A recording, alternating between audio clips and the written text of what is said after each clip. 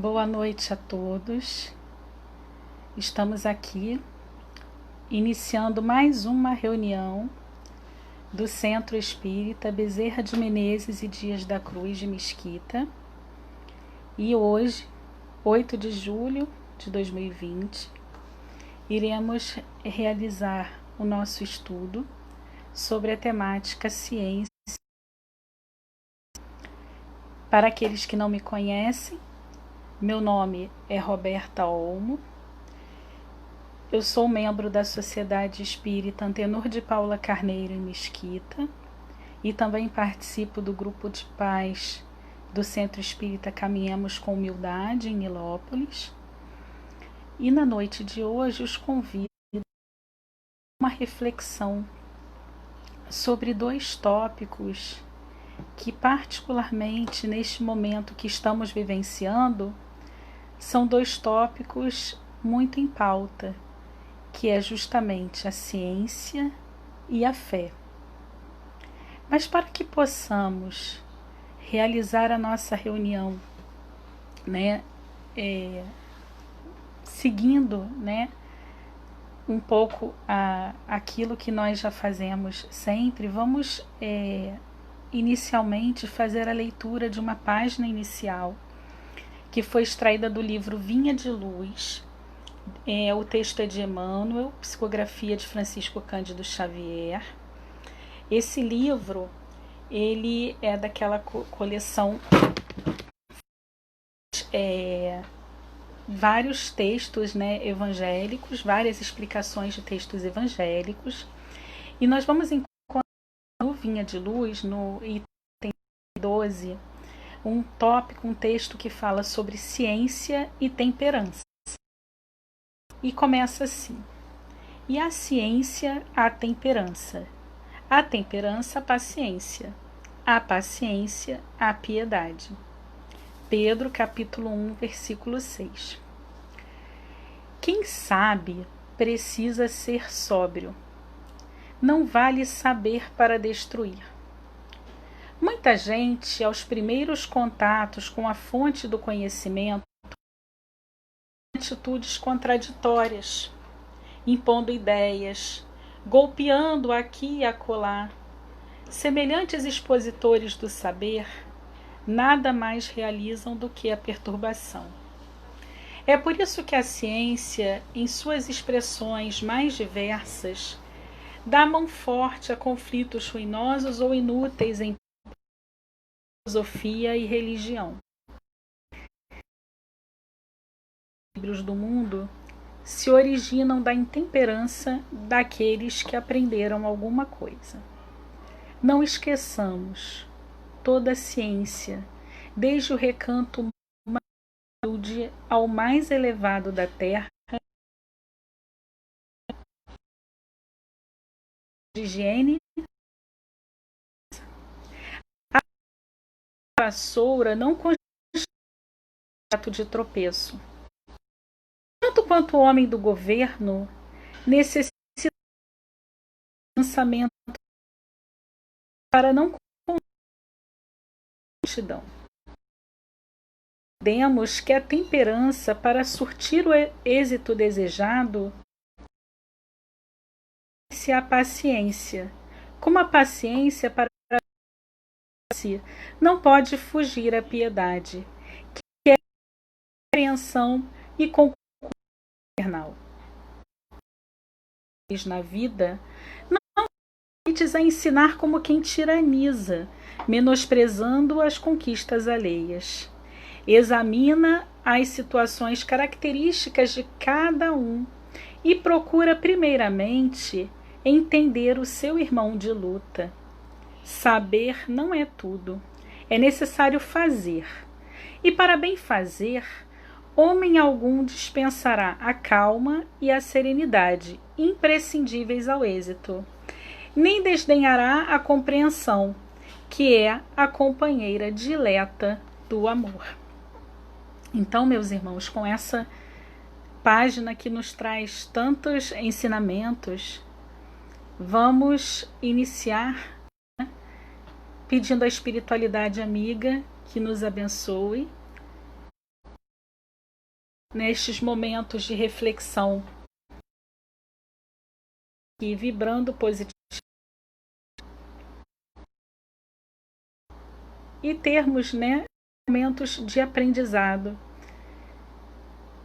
Amigo Jesus, meigo divino mestre, agradecemos pela oportunidade de estar aqui, mais uma quarta-feira reunidos, buscando compreender um pouco mais dos teus ensinamentos. Que possamos na noite de hoje, através de uma reflexão profunda do conhecimento evangélico, entender o papel da ciência e da fé nestes tempos. Muito obrigada.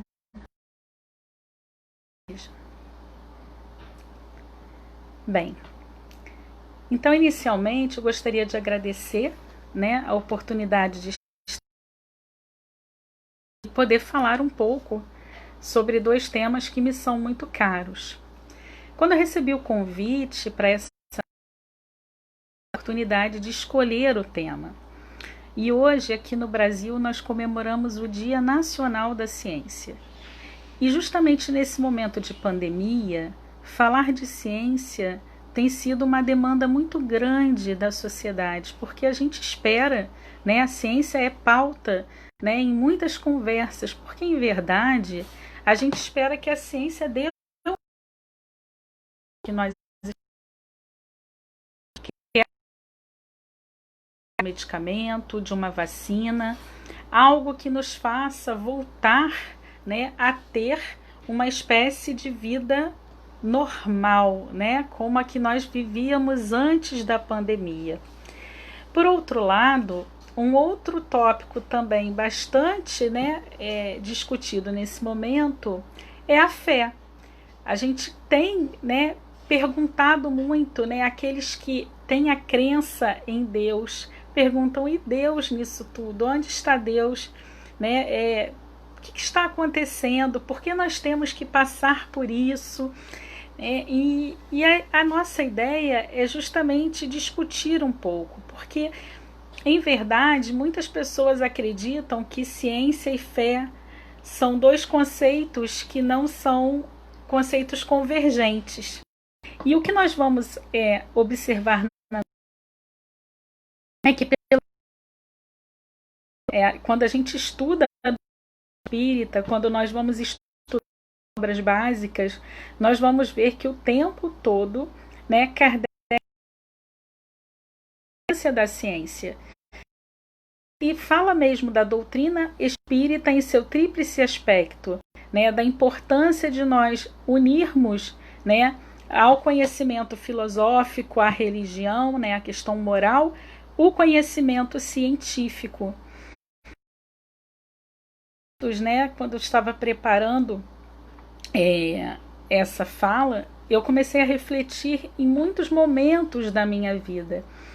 E durante a minha formação enquanto cientista, eu tive a oportunidade de trabalhar com um grande pesquisador, um grande imunologista, que era uma pessoa de ciências. Ele sobre ciência, sobre de alunos, pessoas, né, com vocação científica, ele dizia que muitos alunos brilhantes o procuravam para trabalhar. Mas eram que iam se destacar, que era preciso, para fazer ciência, ter algo que ele chamava de o fogo sagrado. E eu ficava imaginando durante muito tempo o que seria aquele fogo sagrado. E quando eu a refletir, eu nunca tinha pensado dessa forma, mas quando eu comecei a refletir no tópico da noite de hoje, eu vi que na verdade ele dizia que o fogo sagrado era a fé, era aquele que era capaz de superar dificuldades para manter o seu projeto, para realizar uma pesquisa com qualidade, né? Então, na verdade, né, muitas vezes o que a gente vai observar é que o cientista, para cumprir bem o seu papel, ele precisa ter muita fé. E aí a gente vai falar um pouquinho do que seria. E muitas pessoas que já militam na doutrina espírita, que já são estudiosos da doutrina, sempre que pensam na parte científica da doutrina, vão pensar em algumas obras, como por exemplo a Gênese, ou uma outra obra básica de ciência seria o livro, né? Porque as pessoas pensam muito na questão da ciência espírita, né? Na explicação, né? da comunicação entre os espíritos, mas a verdade é que nós vamos encontrar no Evangelho segundo o Espiritismo elementos bastante oportunos de hoje. E a gente começa, né, lá com o capítulo 24, onde nós vamos encontrar uma citação de Mateus, né, no capítulo 5, versículo 15, em que é colocado de uma candeia para pô-la debaixo do alqueire. Põe-na, ao contrário, sobre o candeeiro, a fim de que ilumine todos os que estão na casa. E ainda uma outra citação de São Lucas, capítulo 8, versículos 16 a 17. Ninguém há que, depois de ter acendido uma candeia, ou a ponha debaixo da cama. Põe-na sobre o candeeiro, a fim de que os que entrem vejam a luz. Pois nada há secreto que não haja de ser descoberto, nem nada oculto que não haja de ser conhecido e de aparecer publicamente. Kardec vai comentar, né, essas passagens. O que ele coloca é o seguinte, que ocorre com os homens o mesmo que ocorre com os indivíduos de uma forma em geral. Se nós observarmos as gerações humanas, nós vamos observar que elas também têm o seu período de infância, a sua juventude e a sua maturidade. E que cada coisa vem numa época própria. Por exemplo, a semente à terra fora da estação, essa semente não vai germinar. Mas o que a prudência manda que seja silenciado em determinado momento, cedo ou tarde será descoberto, porque chegados a um certo grau de desenvolvimento, os homens por si mesmos procuram a luz viva. Pesa-lhes viver na escuridão. Temos inteligência, como nós temos a capacidade de agir sobre a vida, né? Nós somos capazes de buscar um entendimento maior entre as questões que regem, né, essa relação céu e terra. E vamos ter um raciocínio sobre a nossa fé. É nesse sentido que não se deve pôr a candeia debaixo do alqueire, visto que sem a luz da razão, a fé não se justifica. Sem a luz da razão, desfalece a fé. Então, neste momento, né, já lá no capítulo 24 do Evangelho, Kardec já está dizendo para nós, né, quando fala, nesse momento ele ainda está falando das parábolas que foram, né, ensinadas, deixadas por Jesus, mas ele já aproveita para falar da questão da importância da fé de uma forma racional. E ele, neste momento, já cita um capítulo anterior, que é o capítulo 19, que é onde realmente ele trata da fé, né? E aí é importante que a gente considere o seguinte, quando a gente fala de fé, e mesmo quando Kardec traz isso para a gente precisa entender que fé e religião são coisas diferentes. A religião, ela nada mais é do que uma maneira institucionalizada de se praticar a fé. A fé é algo muito pessoal, que está ligado à nossa espiritualidade. A nossa busca para compreender as grandes questões da vida, o universo e tudo mais. E que isso pode ou não estar relacionado a rituais religiosos, né? Sob o ponto de vista religioso, a fé ela vai consistir na crença em dogmas especiais que constituem as diferentes religiões. Só que quando a gente coloca sob a ótica religiosa, a fé ela vai poder se apresentar de duas formas principais. Uma fé que é raciocinada ou uma fé cega, né? Em teoria, o que a gente vai observar é que, no geral, as religiões, todas elas partem de um princípio bom. Por exemplo, nós que somos cristãos, né, se nós formos estudar o cristianismo, nós vamos ver que o maior ensino, né, o maior legado que Cristo deixa à humanidade é o ensino do amor, né, é o amor uns aos outros. E se todos nós vivenciássemos isso em plenitude, certamente nós teríamos um mundo bem melhor do que nós temos. Mas a verdade é que as religiões, elas estão aqui, o ensinamento está aqui, mas elas influenciadas, né, por homens. E nós somos falhos ainda. Nós ainda somos imperfeitos. Como bem diz um amigo meu, nós somos seres perfectíveis, ou seja, nós estamos num caminho da perfeição, mas ainda não alcançamos esse caminho. Nós ainda temos muita imperfeição dentro de nós. Então é natural que mesmo em contextos onde deveria prevalecer o amor, o respeito mútuo, né, onde a humildade, onde sentimentos positivos deveriam prevalecer, ainda haja orgulho, egoísmo, que são reflexos daqueles que estão conduzindo muitas vezes o trabalho. Então, dentro desse sentido, muitas vezes nós vamos encontrar religiões que impõem certos dogmas ou certas condutas que vão conduzir a uma espécie de fé cega. E a fé cega, ela vai ser aquela que vai aceitar sem controle, tanto verdadeiro como falso. Só que a cada passo ela se choca com a evidência e com a razão. E é essa fé que, levada ao excesso, ela produz o fanatismo. O que a gente vai observar é que a fé cega já não é deste século. Mas justamente porque ainda existem, né, situações dogma da fé cega que acaba produzindo hoje um grande número de pessoas incrédulas, né? Porque elas imaginam o seguinte: se eu não posso ser capaz de raciocinar, se vão me apresentar uma coisa que eu tenho a acreditar, mas aquilo não faz sentido nenhum, né? Então, como isso, né?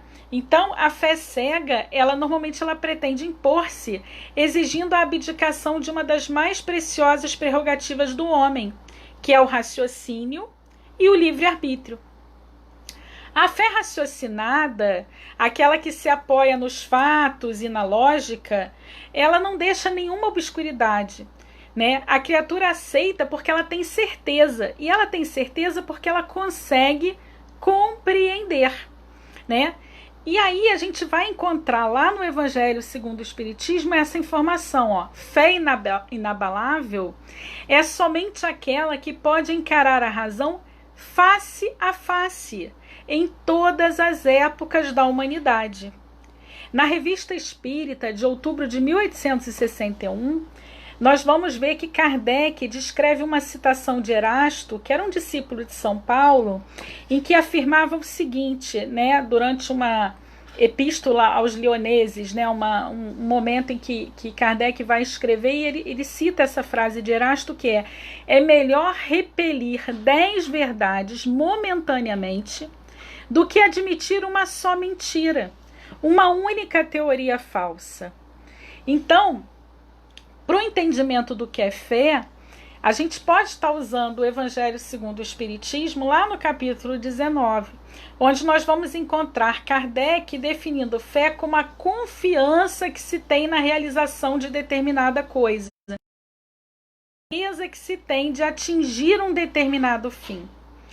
A fé dá uma espécie de lucidez que permite que se veja em pensamento a meta que se quer alcançar e os meios de chegar lá, de sorte que aquele que possui fé caminha, por assim dizer, com absoluta segurança. E nesses casos, a fé permite que se executem grandes coisas. E ainda nesse capítulo, se nós vamos lá no item 4, nós vamos encontrar Kardec falando o seguinte, que é muito importante a gente não confundir fé com presunção. A verdadeira fé, ela é aliada à humildade. A presunção é mais orgulho do que fé. E o orgulho, ele vai sempre ter como retorno uma decepção ou a derrota que vai lhe ser infligida. Porque o orgulho não tem sentido de ser. né? E aí a gente pensa, o que seria essa fé? Presunção. Vamos imaginar essa situação que nós estamos vivendo hoje, dessa pandemia, que nos pegou muito de surpresa, e estamos todos tendo que rever, né, nossas formas de vida, adaptar mecanismos de trabalho. E aí a gente pergunta, nós, por exemplo, estamos aqui, tendo uma reunião virtual, né, buscando adaptar, buscando ter conhecimento, buscando refletir em questões positivas que nos tragam serenidade, bem-estar.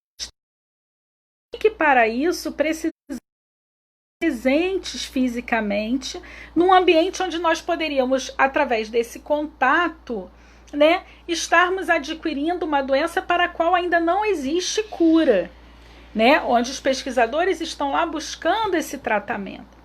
Entretanto, algumas pessoas equivocadamente, né, utilizam a sua fé com uma certa presunção e dizem assim: mas Deus irá nos proteger. Podemos ir à nossa reunião porque eu tenho fé que Deus me protege. E aí, essa fé, na verdade, ela é uma fé um pouco presunçosa. Porque quando a pessoa afirma isso, ela está querendo dizer assim: então Deus escolhe as pessoas, né? Ele vai proteger você, mas ele não protege aqueles outros 62 mil que desencarnaram vítimas, né, dessa infecção. Ou não protege tantos outros que se infectaram, né, e que passaram por situações bastante dolorosas, mas você vai estar protegido, né? Então é nesse sentido, né, que a fé muitas vezes se apresenta com esse caráter de presunção, né? Porque nós devemos fazer a nossa parte, nós temos o nosso livre-arbítrio, então a gente precisa acreditar, nós precisamos usar o nosso potencial para realizar as boas ações, mas tudo isso dentro de uma ótica racional, dentro de uma racionalidade, né? E é interessante porque quando eu penso assim, em várias situações da minha vida, né, eu penso em várias situações onde eu fui convidada a testemunhar a minha fé. E meu pai tinha uma frase que ele dizia muitas vezes para mim, que ele dizia assim: minha filha, sorte tem quem acredita nela. E nesse contexto ele estava falando de fé, né? Que muitas vezes as questões da vida vão aparecer para nós quando nós tivermos fé, quando nós acreditarmos que aquilo vai acontecer. E aí, nada disso, né, é à toa. Assim, quando a gente para estudar, a gente vê que o poder da fé, ele vai receber uma aplicação assim direta e especial na ação magnética. Por seu intermédio, o homem atua sobre o fluido, que é um agente universal. Modifica-lhe as qualidades e lhe dá uma impulsão, por dizer assim, irreversível. Então, o homem que tem fé, ele é capaz de modificar seu fluido cósmico, seu fluido magnetismo, capaz de impulsioná-lo na direção daquilo que tanto almeja. Mas a gente falou bastante de fé. Só que a nossa conversa, ela na verdade ela é sobre ciência e fé. E aí quando a gente pensa de ciência, né, o que é a ciência? Qual é a meta da ciência? Existem vários livros que falam sobre filosofia da ciência, que procuram explicar a ciência, mas eu gosto muito de uma frase do Francis Bacon, que ele é considerado o fundador da ciência moderna, em que ele diz o seguinte, que a meta, ele dizia, né, que a meta da ciência é o melhoramento da vida do homem na Terra. E para Bacon, essa meta ela seria alcançada através da coleta de fatos com observações organizadas e derivando várias teorias a partir. E quando a gente pensa em conhecimento científico, o conhecimento científico nada mais é do que um conhecimento científico provado, né? As teorias científicas, elas são derivadas de uma maneira rigorosa de obtenção de dados de experiência adquiridos por observação e experimento, né?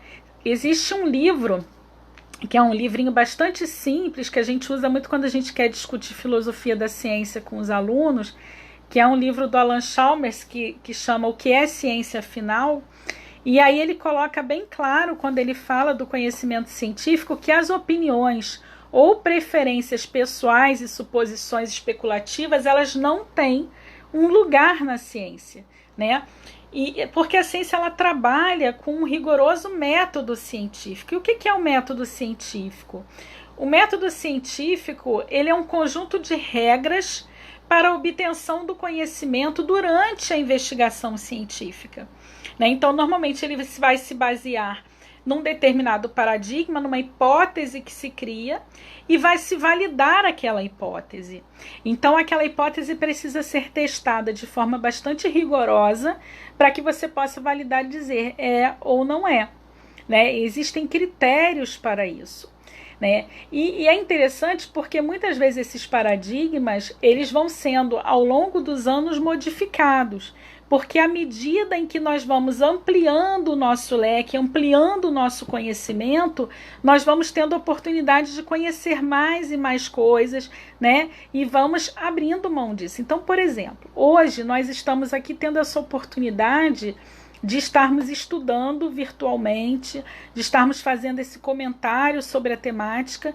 Mas se a gente faz uma volta para a década de 80, por exemplo, a gente sequer imaginaria essa possibilidade. Eu lembro que eu entrei na universidade em 1994 e nós fazíamos busca de artigos científicos, indo à biblioteca, abrindo índex médicos e procurando as referências. Logo depois, nós começamos a ter os primeiros programas de busca, os computadores começaram a entrar dentro da nossa perspectiva, a nossa realidade. Mas isso foi muito, muito depois. Assim, foi uma coisa que no início foi um pouco gradual e depois teve uma expansão vertiginosa. Quando que nós imaginaríamos hoje o uso desses celulares, tanta tecnologia que foi gerada a partir de conhecimento científico, né? Então, se a gente para e pensa, por exemplo, se essa pandemia que nós estamos vivendo, ela acontecesse na década de 80, ou na década de 90. Como seria o fluxo de informações? Como nós estaríamos lidando com isso, né? Como é que a gente, sem esse aparato tecnológico todo que nós estamos tendo como suporte para passar por este momento, né? Então, essas são questões que nós levantamos, né? E que a gente observa que há um tempo atrás a gente sequer poderia imaginar está vivenciando isso. E que hoje isso já é uma realidade para nós, né? Esse conhecimento científico, né? E uma coisa que é interessante é que quando a gente pensa em ciência e fé, nós vamos observar que são duas coisas que são muito discutidas, né? Que são muito, hoje em dia, faladas, porque as pessoas, elas têm um interesse em tentar entender como a fé, né, pode impactar em determinadas situações da nossa vida. Então, se nós formos, por exemplo, num site de busca, né, que é um site americano chamado PubMed, onde você consegue encontrar ali, jogando palavras-chave, publicações do mundo todo, e se nós jogarmos, por exemplo, dois termos bastante comuns, por exemplo, se nós jogarmos, por exemplo, Science and Faith, simplesmente 3.866 resultados, ou seja, 3.866 artigos que tratam sobre essa temática, ciência e fé. E o que é interessante é que a gente começa a ver a ciência buscando ter um entendimento, né, de como a fé pode ter alguma ação. E aí é interessante porque algumas pesquisas que foram realizadas nos chamam muito a atenção. Teve uma grande pesquisa realizada em 2009, na verdade realizada anteriormente, cujos dados foram divulgados em 2009, onde os autores eles revisaram 42 estudos sobre o papel da espiritualidade na saúde. E foi um estudo que, essa avaliação desses artigos todos envolvia uma coorte de cerca de 126 mil pessoas. Foi um dos maiores estudos já realizados. E esse estudo, ele mostrou que as pessoas que frequentam, né, uma atividade religiosa ao menos uma vez por semana, elas têm 29% mais chance de aumentar de vida em relação àqueles que não frequentam essa atividade religiosa. E aí os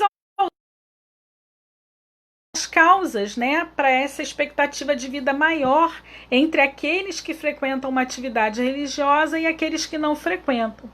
E aí eles vão dizer que, na verdade, não tem nada de intervenção divina nisso, não é porque eles são mais protegidos ou tal, também não é feitiçaria, mas eles consideram isso uma questão de comportamento, né? E esses dados, eles de certo modo, eles confirmam um outro estudo que foi feito em 2001, né, que foi um estudo feito pelo Centro Nacional de Abuso de Drogas, né, do governo americano, onde eles avaliaram nesse estudo que os adultos que não consideravam religião como sendo algo importante, eles tinham um índice de consumo de álcool e drogas muito maior do que aqueles que consideravam a atitude religiosa uma coisa positiva. E aí os autores, né, de um modo geral, o que a gente vai ver é que a religião, a busca pela fé, a busca por algo, né, por essa espiritualidade, ela estimula algo que é muito essencial para nós enquanto seres humanos, que é o espírito de comunidade, né? Uma vez, normalmente quando a gente busca, né, uma religião em que nós estamos em busca dos nossos valores, estamos trabalhando crenças e tudo mais, a gente normalmente encontra ali também um grupo de pessoas que vão estar ali, né, conosco, né, refletindo sobre aquele conteúdo, né, também dentro daquela temática, e nós vamos trabalhar isso numa forma comunitária, e isso nos dá uma sensação de pertencimento, onde nós não vamos nos sentir sozinhos, né, e isso tende a nos ajudar diante dos problemas da vida, né? E é interessante porque existe uma espécie de ciência da fé partindo disso, né?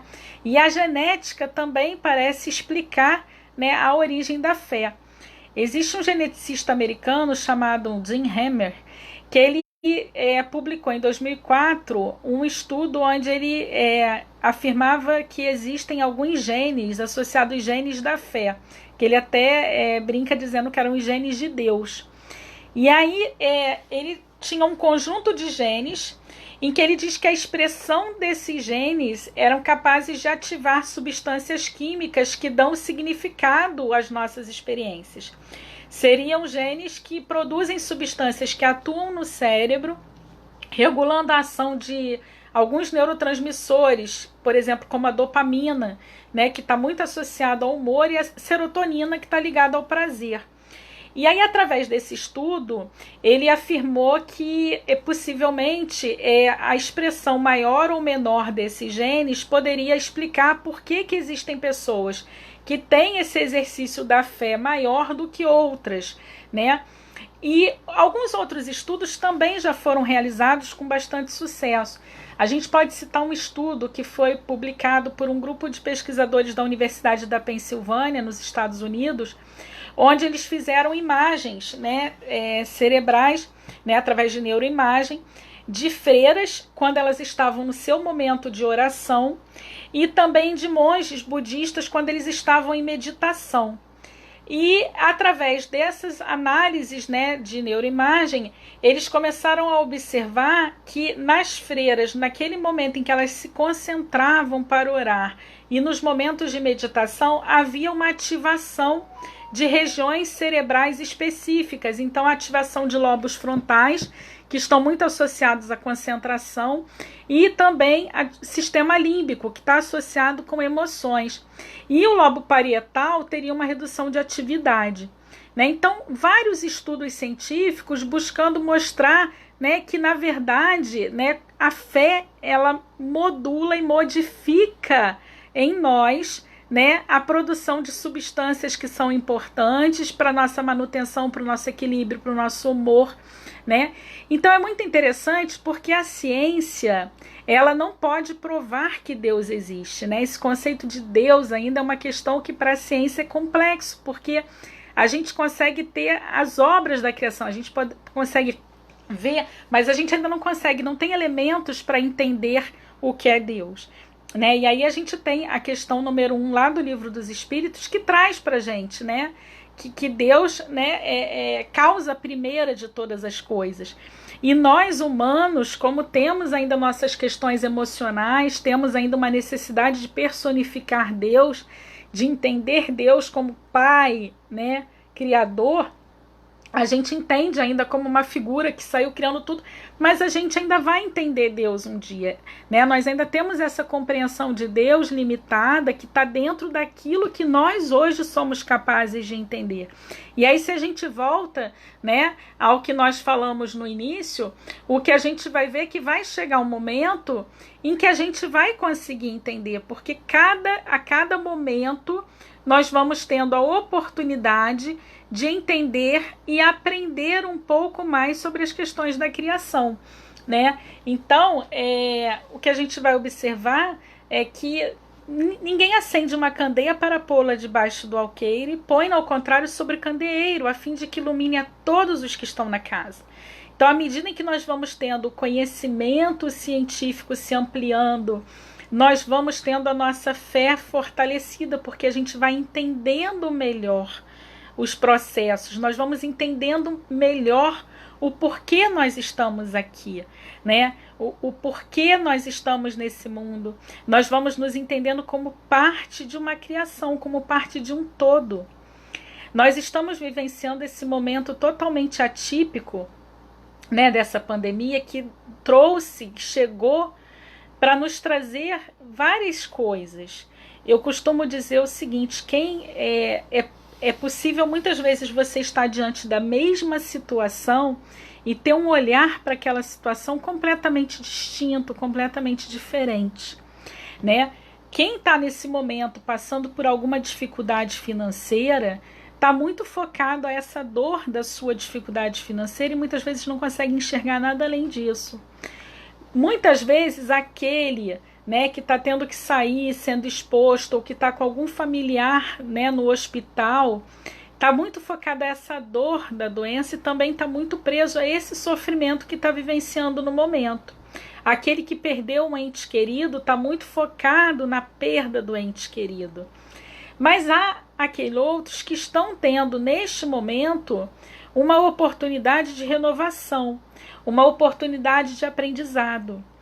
São nos momentos de maior desafio que há um crescimento para a humanidade como um todo. Então, a ciência está sendo convidada a um grande desafio. Os cientistas estão sendo convidados a esse grande desafio.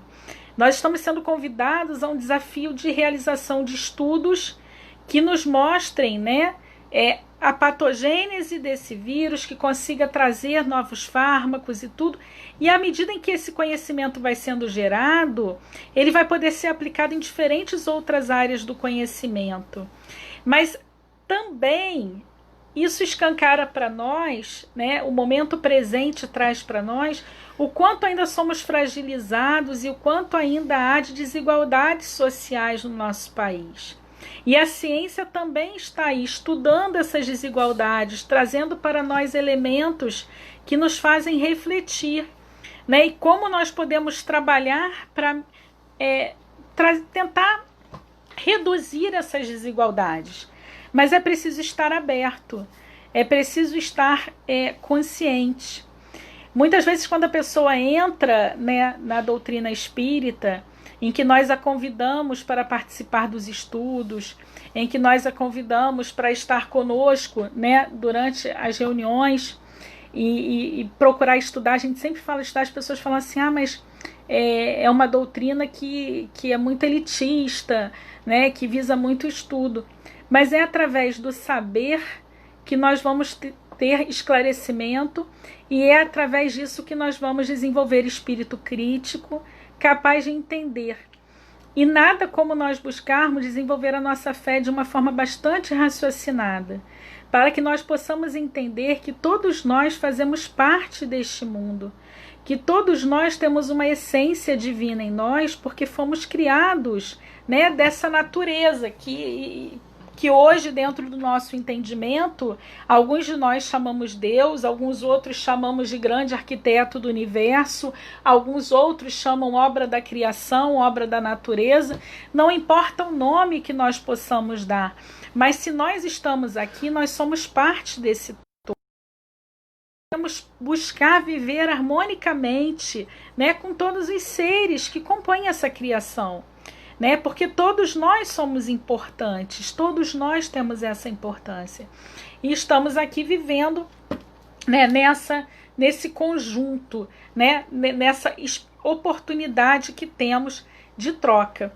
Né? Então, o momento presente é um momento que nos convida, né, em verdade, a bastante reflexão sobre esse momento. E o que nós estamos fazendo? Né? O que nós estamos aproveitando desse momento? O que ele tem sido para nós? Que valores nós temos trabalhado? Que tipo de fé nós estamos desenvolvendo? Né? É muito interessante quando a gente reflete isso, né? Porque quando a gente segue a doutrina espírita, por exemplo, a gente vai aprender que todos nós, né, somos obras da criação, então todos nós estamos, né, seguindo uma trajetória de crescimento e que a vida de cada um importa para o outro. Então, eu estou me isolando, eu estou buscando cuidar só do meu bem-estar, mas e aquelas pessoas que estão lá fora, que estão passando fome, eu estou contribuindo de alguma forma para minimizar a dor daquelas pessoas? Qual a minha conduta quando eu recebo alguma notícia, né, via mídia social falando da pandemia? Eu saio compartilhando sem questionar, ou eu paro para refletir no conhecimento que eu estou recebendo, né? Como é a minha relação, né, com a ciência? Qual é a minha relação com a fé? Então nós estamos sendo convidados a isso. Né? Nós estamos sendo convidados a esse desenvolvimento da fé raciocinada, nós estamos sendo convidados a maior critério, né, naquilo que nós estamos recebendo. E estamos sendo convidados a um exercício de humildade dentro do entendimento de que todos nós tenhamos a convicção de que estamos longe de saber tudo. Todos nós somos aprendizes. Todos nós estamos numa trajetória de busca de valores intelectuais e valores morais, e que é fundamental que esses valores caminhem lado a lado. Porque se eu tenho muito intelecto sem a moral, eu posso usar esse meu intelecto de forma equivocada. Como a gente observa, né, na história da humanidade, onde muitas vezes pessoas geniais, espíritos, né, que despontaram aí por sua genialidade, contribuíram para crimes gravíssimos na humanidade. Existem aqueles, entretanto, que têm uma moral maravilhosa, mas não desenvolvem a parte intelectual. Já são capazes de se doar, já são capazes de pensar no outro, mas ainda não conseguem ter uma reflexão, uma análise mais profunda dos acontecimentos da vida. E o que a gente, né, o que é desejável para nós, diante da nossa trajetória, é não que nós nos tornemos todos cientistas ou pseudo-sábios, conhecedores sábios, né, conhecedores de tudo, mas que minimamente nós busquemos conhecer e entender as coisas da vida na medida em que for nos dada a oportunidade de entendimento. Que nós possamos ser capazes de criticamente, né, ler cada texto que chega até nós, lembrando sempre daquele ensinamento de Erasto, que é melhor rejeitar, né, uma verdade do que aceitar uma mentira. Né? Então a gente precisa sempre buscar, né, verdadeiramente, né, trabalhar para que a gente consiga conciliar esses dois aspectos da nossa existência, a ciência e a fé. E que não nos falte fé diante dos desafios que a vida nos impõe. É a primeira vez que eu participo de uma live usando aqui o Facebook, né? Eu não tive essa oportunidade anteriormente e eu não sei se eu não estou conseguindo verificar daqui o chat. Eu não sei se tem alguma pergunta, se alguém gostaria, né, de fazer alguma pergunta. Nós temos ainda algum tempo e a gente pode conversar um pouquinho, caso assim vocês o desejem, né? Eu tenho aqui uma opção aqui de um bate-papo, mas eu não sei se por aqui eu consigo ver se alguém escreveu algo. Eu não consigo ver por aqui. Eu só consigo ver aqui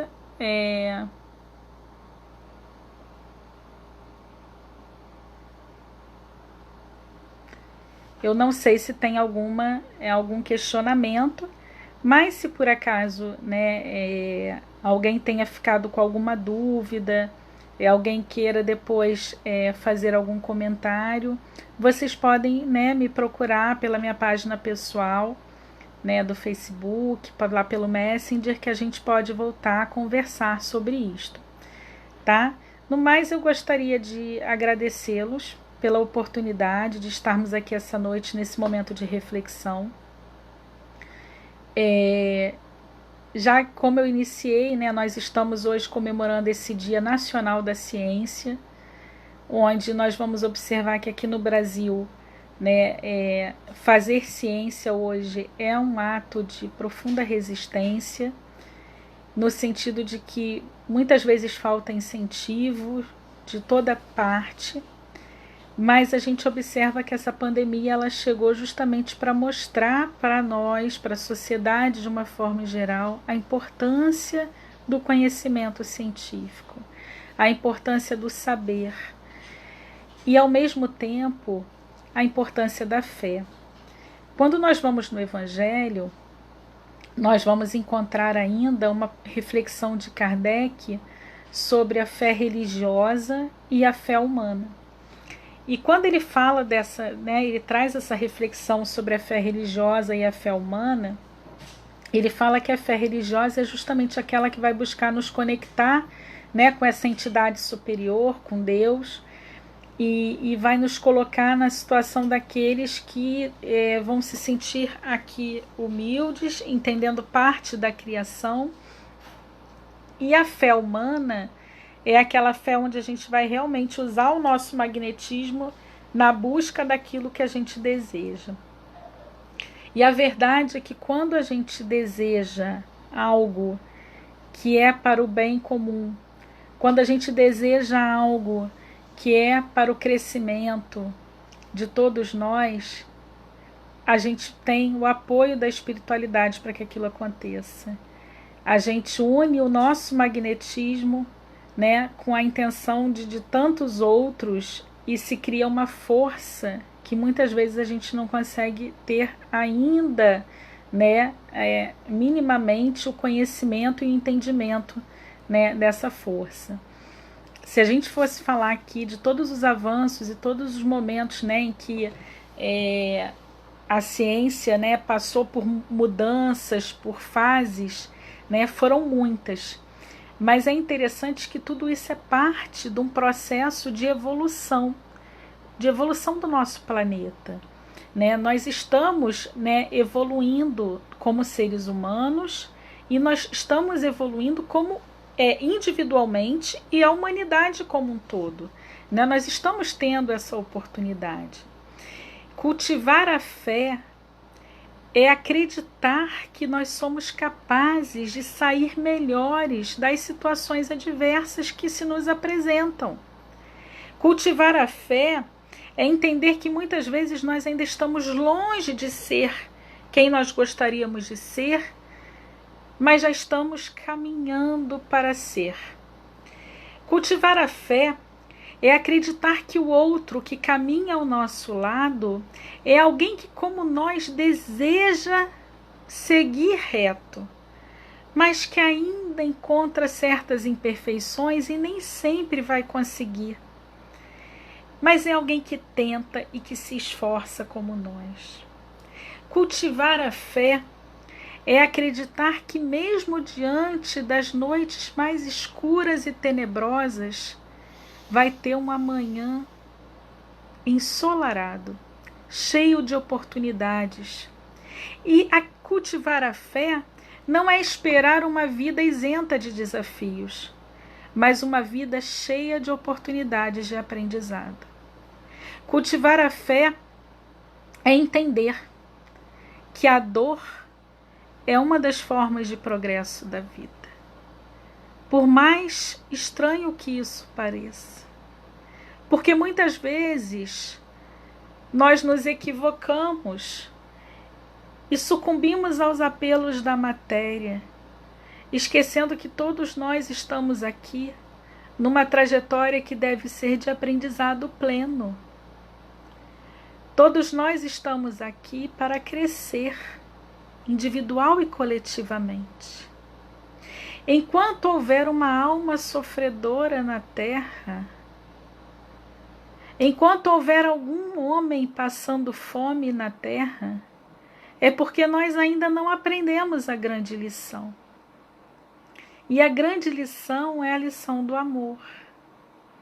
Aqueles que conseguem conjugar ciência e fé já conseguem dar o primeiro passo na direção da evolução deste mundo.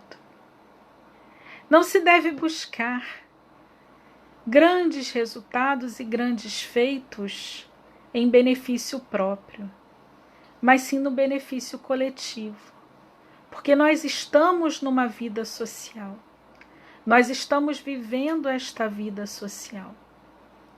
E a fé, ela nos alimenta energeticamente, neuroquimicamente, imunologicamente, para que possamos caminhar por essa trajetória tão cheia de oportunidades que a vida nos oferece.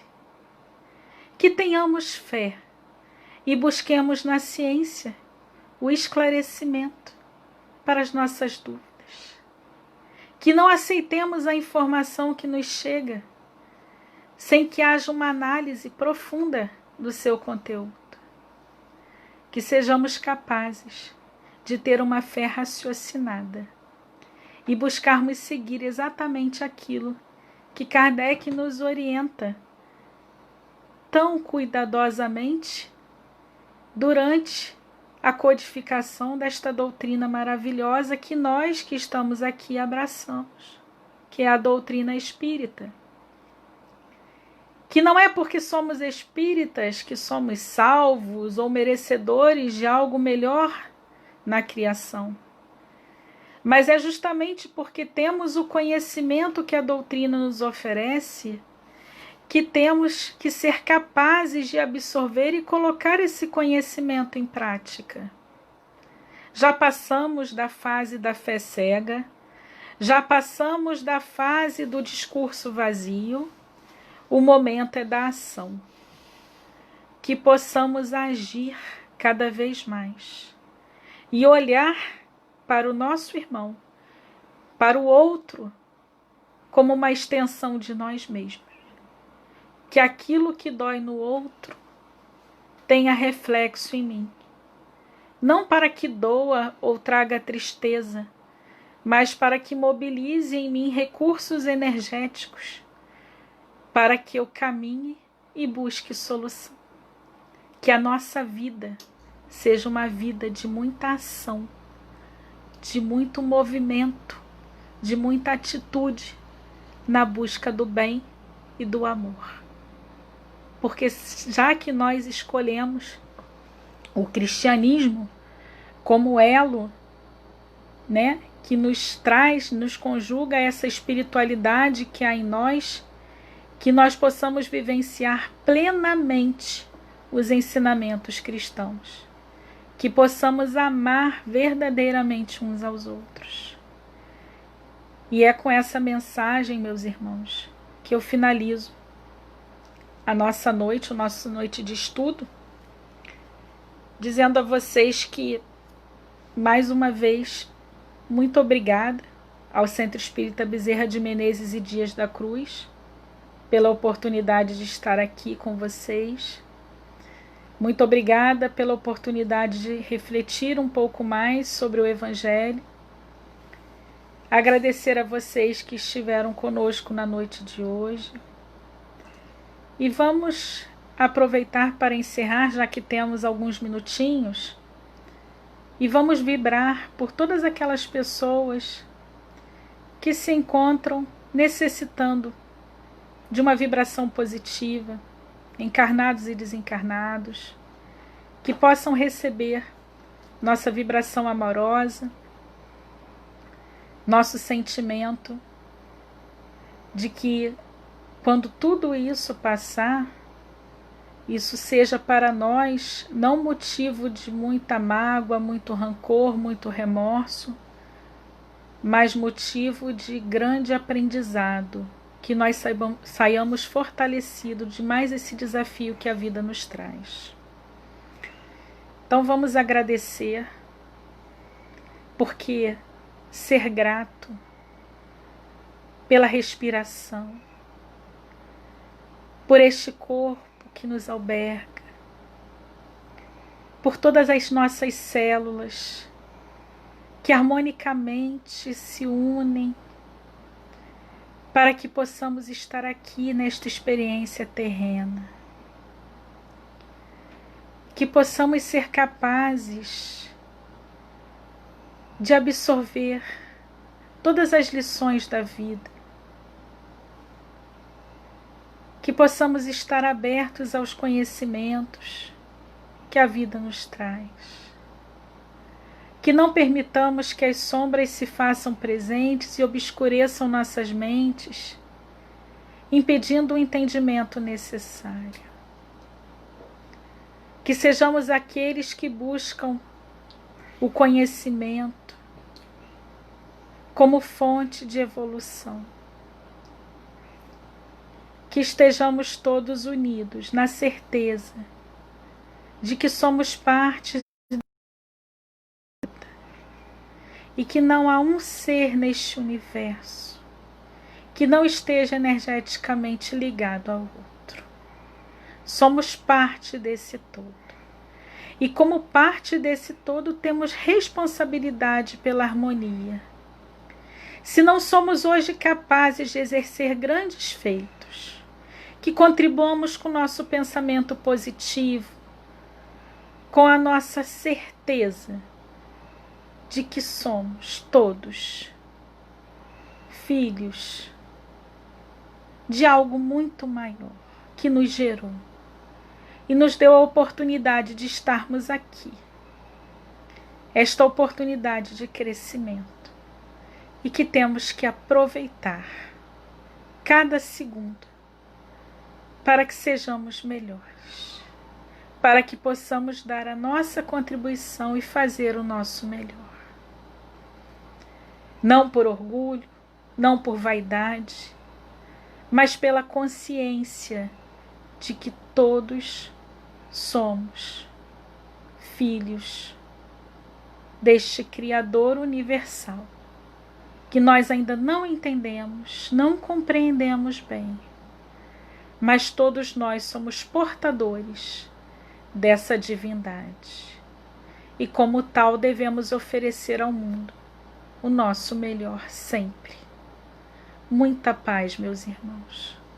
Que Deus os abençoe e que tenhamos uma semana de muita paz. Fiquem todos com Deus. Que Deus os abençoe. Muito obrigada mais uma vez pela atenção de todos.